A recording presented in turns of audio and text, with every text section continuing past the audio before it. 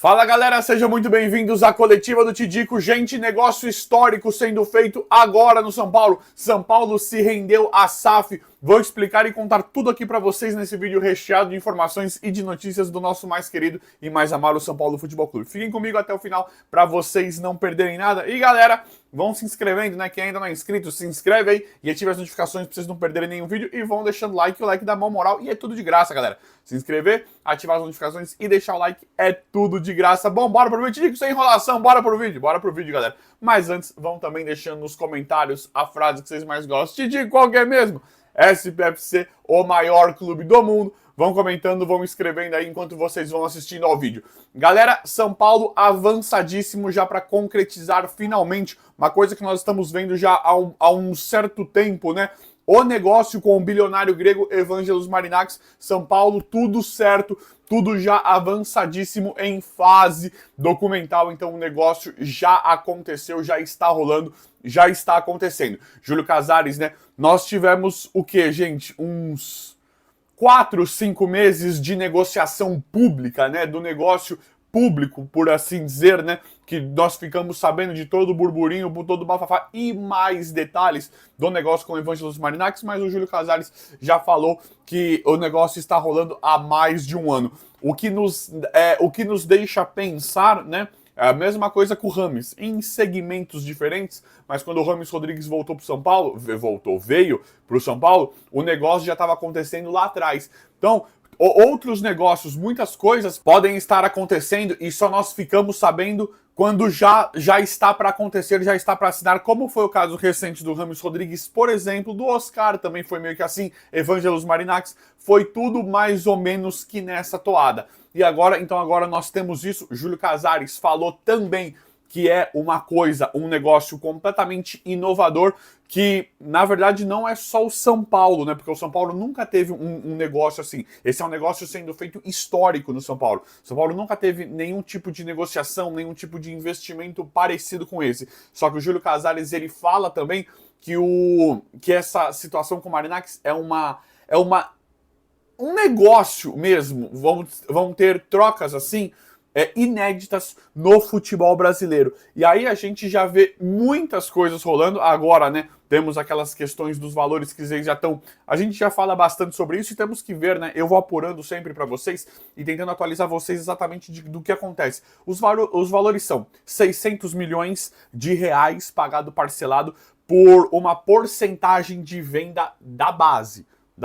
Só que o negócio já está expandindo, né, galera? A gente vê a venda da base, onde o São Paulo teria 60% ou 70% e o Evangelos Marinakis 30% ou 40% nas negociações futuras com os jogadores, né, com as vendas de jogadores da base a partir da chegada, né, da entrada do Evangelos Marinakis no clube. Só que nós já temos outras situações em relação a isso. Como o Júlio Casares falou da questão de não será só para base, será um aporte em vários outros segmentos. Aí o São Paulo já abre todo um novo horizonte, aonde nós estamos recebendo, né? Já parece que nos preparam para um outro tipo de interação que o São Paulo receberá agora. Por exemplo, gente, vocês estão prestando atenção? Porque não é tão simples assim, tá? Então presta bem atenção que eu vou explicar tudo aqui para vocês. É mais ou menos assim, Júlio Casares falou que a situação vai além da base, e aí nós já temos uma informação recente, digamos assim, de que os valores que o São Paulo receber com o negócio com o Evangelos Marinakis e o grupo dele não precisa ser determinado, não precisa ser só direcionado para a base. O São Paulo pode fazer o que bem entender. Né? O São Paulo pode fazer o que bem entender com esses valores. Já é uma ideia diferente. A gente fala, pô, mas peraí, começou com um contrato na base. Então vocês percebem que é o começo de uma interação com um formato tipo de SAF em que nós, São Paulinos, nunca vimos o São Paulo fazer nada parecido. Nós nunca vimos o São Paulo com um grande investidor. E aí, no momento em que o Júlio Casares fala isso e o Evangelos Marinakis dá o sim para isso, que ele pode usar o valor, que nós podemos usar o valor não só para a base do investimento ali, mas sim para para compra de jogadores profissionais, muda tudo. Muda completamente a situação. Mudou tudo. Porque se ele tá dando, pensem bem, se ele tá pagando um valor estipulado por porcentagem na base, ele vai falar assim, ó, eu vou investir na base, eu vou investir só na base. Né, o Evangelos Marinax, o grupo dele fala, eu vou investir só na base. Então todo o dinheiro que eu passar para o São Paulo, que eu repassar para o São Paulo, ou passar, ou investir, chamem como quiser, eu quero na base. É o meu dinheiro, o acordo com eles é da base. Só que no momento em que o Evangelos Marinakis chega e fala assim, não, o dinheiro pode ser usado em qualquer lugar que vocês bem entenderem.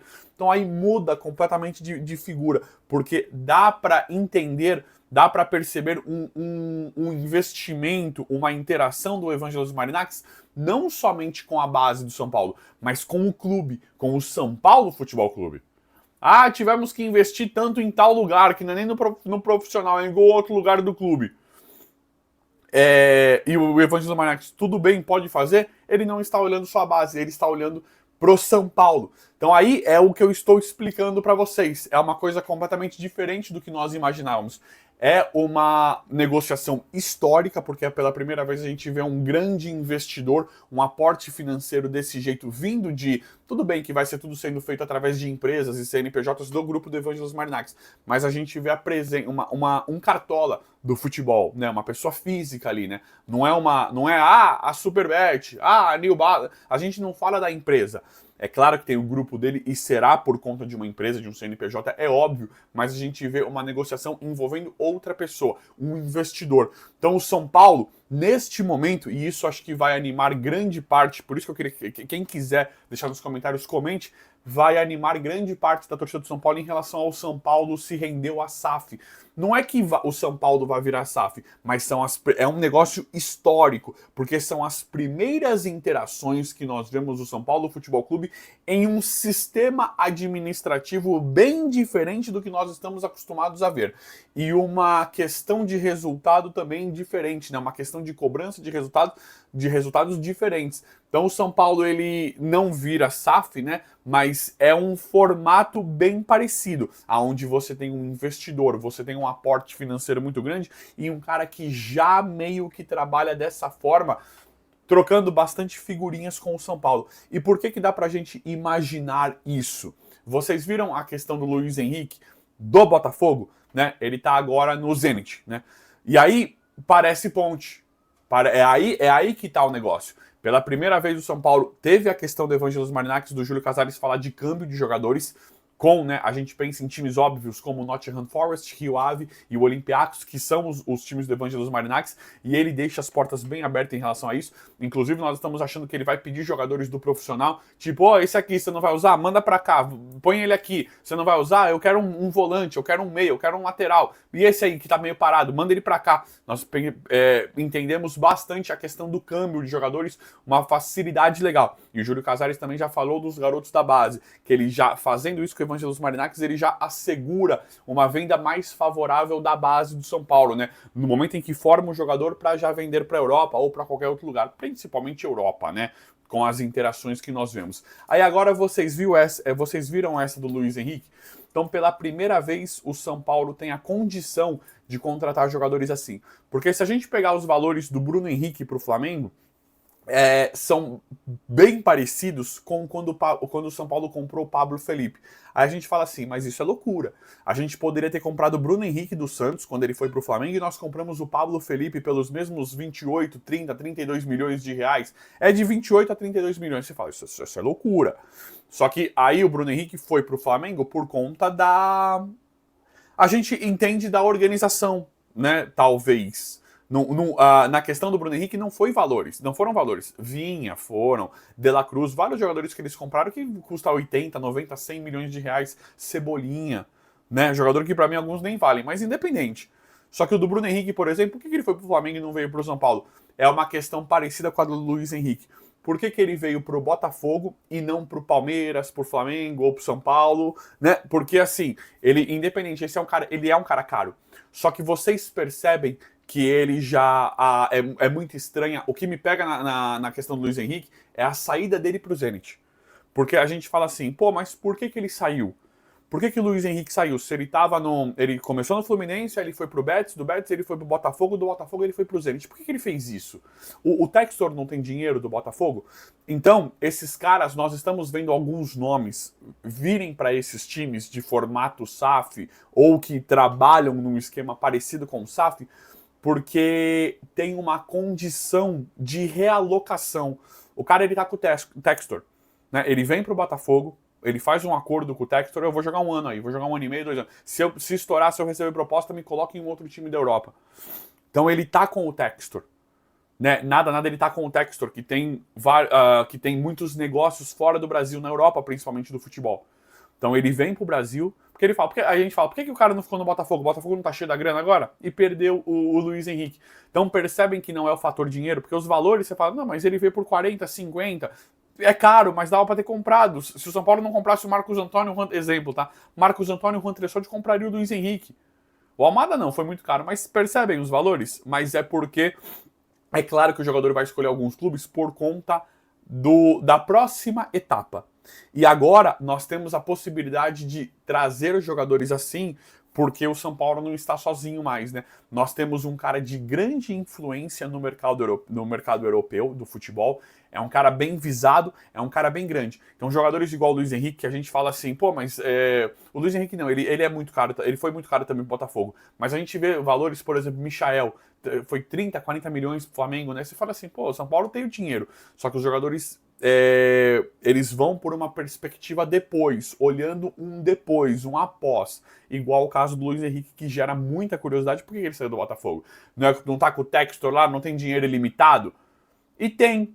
Só que tem coisas que o jogador, ele quer voltar, tem jogadores que querem voltar para a Europa, que não é assim. Então, para ele vir pro Botafogo, pode ter tido uma condição de depois, você me coloca lá na Europa de novo. Se der, me coloca na Europa de novo, por conta do Textor. E agora nós temos isso. São Paulo não tá mais sozinho. Agora nós temos uma questão assim, que o São Paulo meio que se rende, né, a um suposto formato de SAF para trazer os jogadores assim. Agora a conversa não é mais de dinheiro. Porque o São Paulo, mas não tinha, pagou 30, 40 milhões nesse cara, pagou 40 milhões no Galo, que conversa é essa que não tem dinheiro?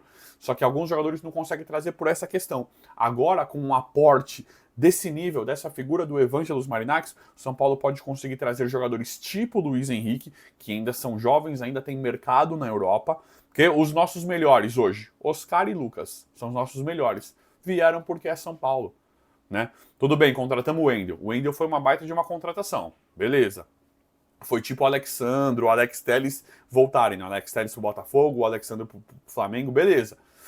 Só que o Lucas e o Oscar, se não fosse São Paulo, se a gente não conseguiria um jogador do nível do Oscar se não fosse o São Paulo, se não fosse a grandeza do São Paulo. Ele voltou porque o clube não tá nem aí quanto ele vai receber. Isso é o que eu acho, tá?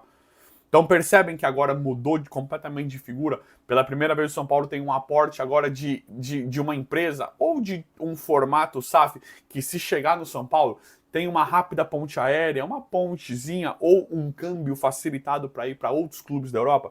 Então isso é um negócio, estamos vivendo história no São Paulo, um negócio histórico sendo feito que muito provavelmente mudará tudo da noite pro dia. Mas vamos ver como é que vai ficar tudo. Eu vou apurando, atualizando, trazendo tudo para vocês em tempo real. O vídeo de hoje foi isso, espero que vocês tenham gostado. Se inscrevam no canal, ativem as notificações e vão deixando like. Obrigado e até a próxima.